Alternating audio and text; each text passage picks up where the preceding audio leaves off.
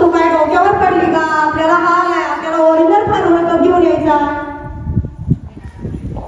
बाद झालं बाई, बाद झालं. तुमचं पोथी पुराण. आता पुढे काय करायचं ते सांगा. हा, मी सांगते आता तुम्हाला. हा फॉर्म्युला माझा सहज काय आपल्या गावात येणार, त्यासाठी आपल्याला काय करावं लागेल. प्रथम आपल्या गावच्या माननीय सरपंच ताई आणि सोसायटीच्या चेअरमन ताई, गावचे ग्रामस्थ, तसेच आपल्या गावचे शेतकरी बांधव यांच्यासोबत आपल्याला ही गौरी त्यांच्यापर्यंत पोहोचवायची आहे. त्यासाठी आपल्याला शेती ही कमी खर्चात जास्त उत्पन्न कसे मिळेल व त्याचे आपल्याला शेतामध्ये उपक्रम राबवायचे आहे. पहिला उपक्रम आहे दश कन्याल, दुसरा उपक्रम आहे माती परीक्षण, तिसरा उपक्रम आहे भूमी साखा आणि चौथा उपक्रम आहे बीज प्रक्रिया. हे सगळं आपल्याला आपल्या गावामध्ये राबवायचं आहे. त्यासाठी आपल्या करावी लागेल आणि गावामध्ये त्याची जनजागृती करावी लागेल. धन्यवाद. त्यानंतर आपल्याला थोडक्यात दशपर्णी म्हणजे काय हे सांगण्यात किती दिवस झालेले आहेत ते दशपर्णी म्हणजे काय? दशपर्णी म्हणजे ते नेमकं तरी सांगा आहे काय? दशपर्णी तयार करण्यासाठी 30 दिवस लागतात. हे दशपर्णी अर्थ तयार करण्यासाठी 30 दिवसानंतर आपण हा अर्थ चाळून घेऊन हा अर्थ तयार होतो. हा अर्थ तयार झाल्यानंतर आपल्या पिकासाठी त्याचा काय फायदा होतो हे मी तुम्हाला सांगते. पिकासाठी असा फायदा होतो की ह्या अर्थाने पानांची वाढ होते, पाने जाडसर होतात, मुळे वाढतात, तसेच झाडाची सुदृढ वाढ होऊन प्रतिकार क्षमता वाढते, तसेच उत्पादन क्षमताही वाढते. उत्पादन क्षमता झाली म्हणजे आपल्याला फायदाच होतो. मूळ कुजव्या किंवा तेल्या, करपा, भुळी या रोगावर नियंत्रण करण्यासाठी ह्या दशपर्णी अर्काचा आपल्याला वापर करता येतो. आता आपण पाहिजे दशपर्णी अर्क म्हणजे काय. दशपर्णी अर्क झाल्यानंतर आपण पाहणार आहोत माती परीक्षण. माती परीक्षण म्हणजे काय? नमस्कार, मी तुम्हाला सांगते माती परीक्षण. माती परीक्षण का करायचं ही काळाची गरज आहे. आपण आपल्या लहान मुलांची जशी काळजी घेतो तशी शेतीमध्ये चांगलं पीक घेण्यासाठी मातीची गरज असते. जशी पिकाला हवा, पाणी, सेंद्रिय द्रव्ये तसेच मातीची गरज असते. माती परीक्षण करण्याची गरज काय आहे तर आपल्या मातीमध्ये म्हणजे जमिनीमध्ये कोणते घटक जास्त आहेत आणि कोणते कमी आहेत हे आपल्याला माती परीक्षणातून कळतं. तर माती परीक्षण करण्यासाठी मातीचा नमुना कसा घ्यायचा तर नमुना घेताना झाडाखालची माती घ्यायची नाही, पाटपाण्याच्या शेताची माती घ्यायची नाही, पाणी जिथं जमिनीत साठतं ओलसर जागा तिथली माती घ्यायची नाही, जिथं आपण वगैरे जमा करतो तिथली माती घ्यायची नाही. आणि 4 टप्प्यामध्ये स्वच्छ खोऱ्याने किंवा पिकामाने खोदून काढायची. अशी एकाच क्षेत्रातली माती 5 ते 6 किलो माती एकत्र जमा करायची. ती माती एकत्र जमा केल्यानंतर त्याचे समान 4 भाग करायचे. त्यानंतर समोरासमोरचे 2 भाग हे बाजूला करायचे आणि त्यानंतर राहिलेली जी माती आहे ती परत एकत्र करून त्याचे परत 4 भाग करायचे. जोपर्यंत त्या मातीचे अर्धा किलो माती होत नाही तोपर्यंत ही प्रोसेस करायची. ही अर्धा किलो माती तयार झाली की आपण माती परीक्षणाला अर्धा किलो माती स्वच्छ प्लॅस्टिकच्या पिशवीत भरून द्यायची. त्या प्लॅस्टिकच्या पिशवीत देताना शेतकऱ्याचे नाव, 7-12 नंबर, त्यानंतर आपण पहिलं कोणतं पीक घेतलंय आणि त्यानंतर कोणतं पीक घेणार आहे हे त्यामध्ये घ्यायचं. मातीचं परीक्षण करताना ज्या दिवशी आपण माती काढली त्या दिवशीचा दिनांक टाकायचा आणि ती 15 दिवसाच्या आत माती परीक्षण सरकारी प्रयोगशाळेत पाठवायची.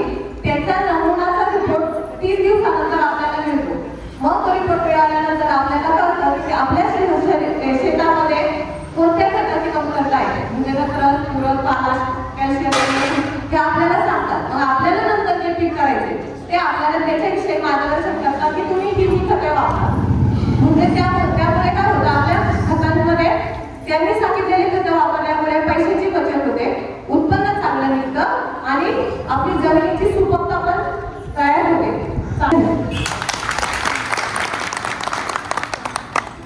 त्यानंतर आपण उन्हाळ्यामध्ये जेव्हा माती परीक्षण करतो त्यानंतर उन्हाळ्यामध्ये भूमी प्रक्रिया ही पण बीज पेरायच्या आधी तयार करतो.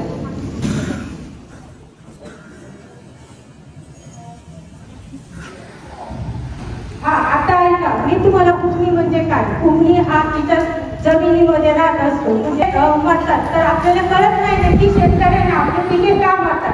त्याचे कारण एकच असतं की आपण पावसाळ्याचं कोरडा कुंभणी हा प्रक्रिया करत नाही. आपण आपल्या शेताच्या लिंबाखाली जर आपण कुंभणी हा प्रयोग केला तर नक्कीच आपल्या शेताची पिके मरणार नाही. भुईमूग, बाजरी, मका, हरभरा इत्यादी पिकं जी मरतात त्याचे कारण असते कुंभणी. त्याचा उपयोग म्हणून मी तुम्हाला सांगते.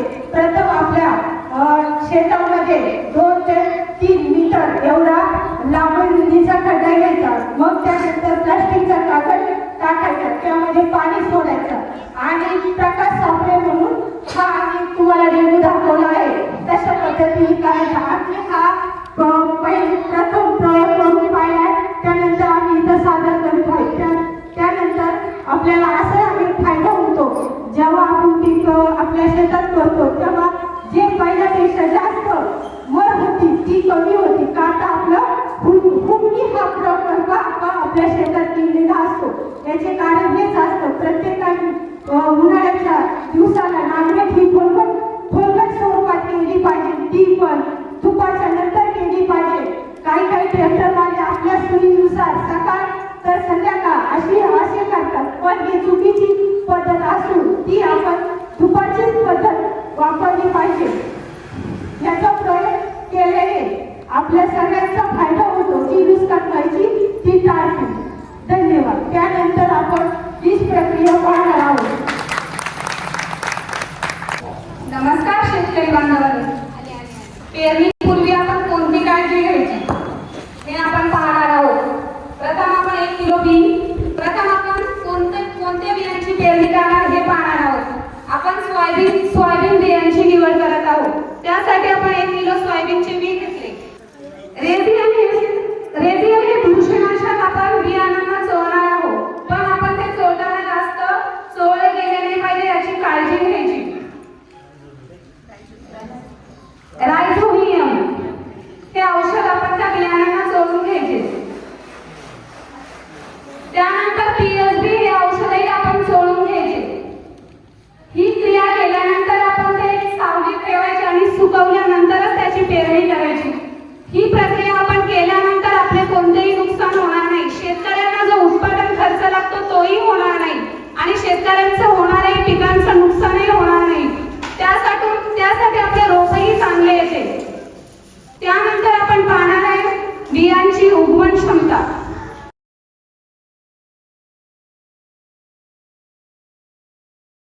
त्यासाठी आपण सोयाबीनची अनेक जाती आहेत. त्यातील आपण फुले संगम ही जात घेऊया. फुले संगम, फुले किनिया, फुले दुर्वा अशा अनेक प्रकारच्या सोयाबीनच्या जाती आहेत.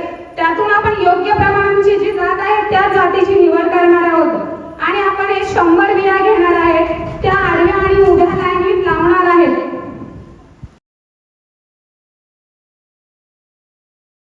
ते 8 दिवसात या बियाणांना मोड आलेले असतात.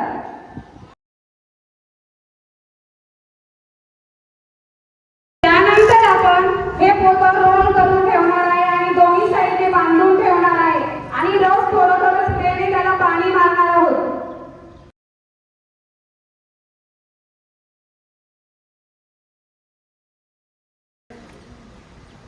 यानंतर 60 पेक्षा जर कमी बियांना मोड आलेले असेल तर हे बी उगवण क्षमतेच्या योग्य नाही असे समजते आणि 70% पेक्षा जास्त बियाण्यांना मोड आले असेल तर हे बी उगवण क्षमतेच्या योग्य आहे असे समजते. त्यामुळे शेतकऱ्यांना होणारा फायदा सांगते. शेतकऱ्यांना जे बी आपण जी पेरणी करतो त्या पेरणीनंतर जर बियाणे उगवले नाही तर दुबार पेरणी करावी लागते. ही दुबार पेरणी शेतकऱ्यांना करावी लागणार नाही. शेतकऱ्यांचा होणारा खर्च वाचेल, उत्पन्नही वाढेल आणि त्यानंतर आपल्या शेतात येणारा मालही योग्य येईल. धन्यवाद.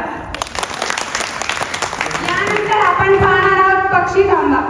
हे आहे पक्षी थांबा. या खांबावर पक्षी बसून आळ्या किडे वेचून खातात आणि नियंत्रणावर संरक्षण होतं. यानंतर तिकड सापळा. चिकट सापळा म्हणजे त्यावरती हा रंग निळा आणि पिवळा रंग. फुलकिडे, मवा, तुडतुडे ह्यासारख्या किड्याला हा रंग जास्त आवडतो. त्यामुळे शेताला जाऊन चिकटतात. त्यातून आपल्या शेतात किती किडीचा प्रादुर्भाव झाला हे आपल्याला समजतं. हा एक आमदंता कपडा, त्यात एक गोळी असते. गोळीला मातीचा वास असतो. मातीच्या वासामुळे नर हा याच्यात आकर्षित होतो आणि